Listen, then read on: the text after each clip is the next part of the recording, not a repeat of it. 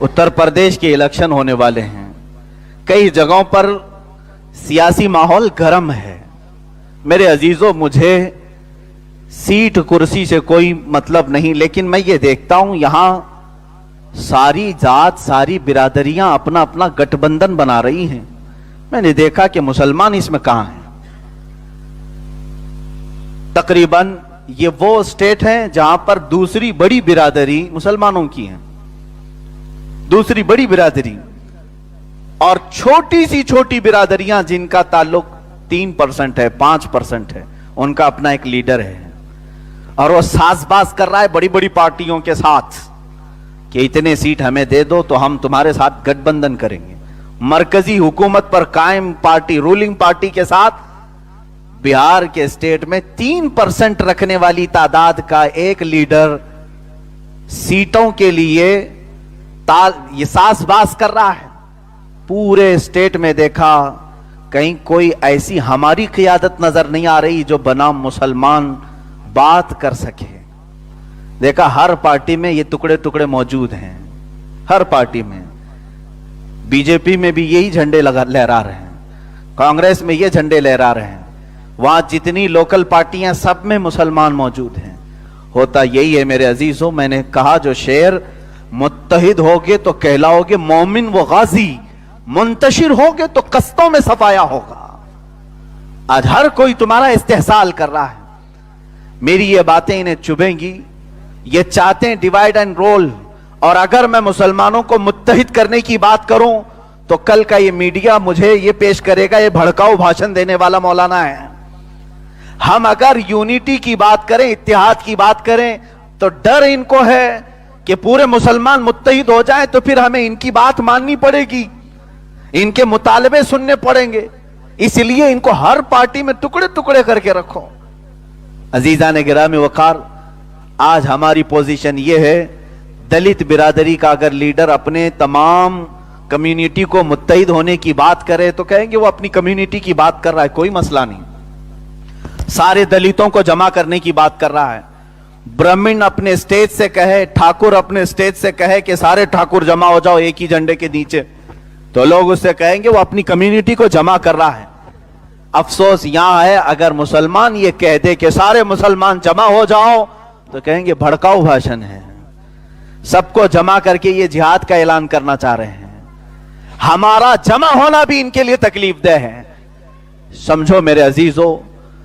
इसीलिए इकबाल ने बहुत पहले ये कहा था, न संभलोगे तो मिट जाओगे हिंदी मुसलमानों, तुम्हारी दास्तां तक न रहेगी दास्तानों में। उन्होंने कहा था, नहीं तेरा नशीमन कसरे सुल्तानी के गुंबद पर, तू शाहीन है बसेरा कर पहाड़ों की चट्टानों में। तुम आज छोटे से टुकड़े पर राजी होकर के चले जाते हो, छोटे छोटे टुकड़ों पर, छोटे छोटे हड्डियों पर राजी होकर के चले जाते हो, तुम्हारी ये हैसियत नहीं। इकबाल ने कहा, तू शाहीन है बसेरा कर पहाड़ों की चट्टानों में। मैं आज ये महसूस करता हूं कि जो दो लफ्ज उनसे, इन दो लफ्जों से जिनको तकलीफ है वो मैं आपको दोहरा रहा हूं। अजीजा ने गिरामी, 1920 या 21 या इसी असना की बात है, 1920, 21, जो आज 100 साल का अरसा होने आ रहा है। अंग्रेजों का एक बड़ा दानिश्वर है, उसने कहा था कि हम ये तमाम चीजें खत्म करेंगे। एक आलिम दीन है, उन्होंने इस रिपोर्ट को नकल किया है, पेश किया है। उसके साथ जो उनकी गुफ्तगू हुई वो कहते हैं, तुमने तो खिलाफत तुर्की की ये सब खत्म किया, जिसको ओथमान एम्पायर कहा जाता है, उस्मान एम्पायर, ये खत्म कर दिया। उन्होंने कहा नहीं, सिर्फ हमारा मकसद हुकूमत खत्म करना, बादशाह बदलना नहीं था, कोई दूसरा लीडर हम खड़ा करेंगे। जब वो तुर्की में मुस्तफा कमाल बादशाह को खड़ा कर रहे थे तो उनसे पूछा गया कि आपने तो बादशाहत को खत्म कर दिया, सुल्तान जो खिलाफत उस्मानिया का था उसे मार खत्म कर दिया, जिलावतन कर दिया, फिर दूसरे मुसलमान को ही बिठा रहे हो, क्या फायदा। उन्होंने कहा हमको मतला मुसलमानों से नहीं, हम बिठाएंगे किसी मुसलमान को ही, उसको जिसके मुंह में हमारी जुबान होगी। हमें जो टेंशन है وہ دو لفظ ہیں، یہ تاریخ سے مٹ جائیں انکے، اور اسی سے آج تک ہم ہارتے رہے ہیں. کتنے سالوں سے؟ 1300 سال سے ہم ہارتے رہے. یہی دو لفظ ان کے اندر موجود تھے. بڑے پتے کی بات ہے. انہوں نے پوچھا کون سے دو لفظ ہیں؟ کہا ایک خلافت ہے اور دوسرا جہاد ہے.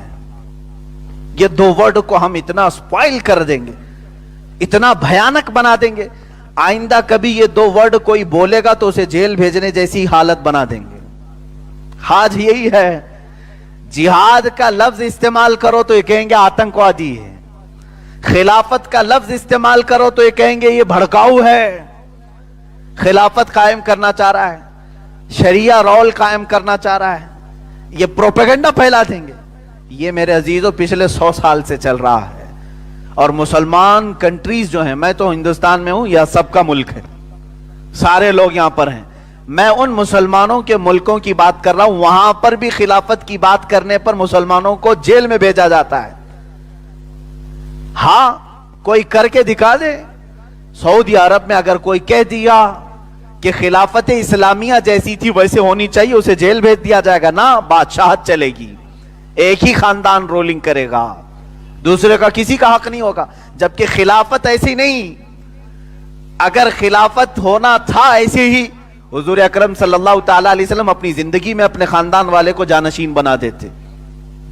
امت کے اوپر چھوڑا، امت نے حضرت ابوبکر صدیق کو چنا.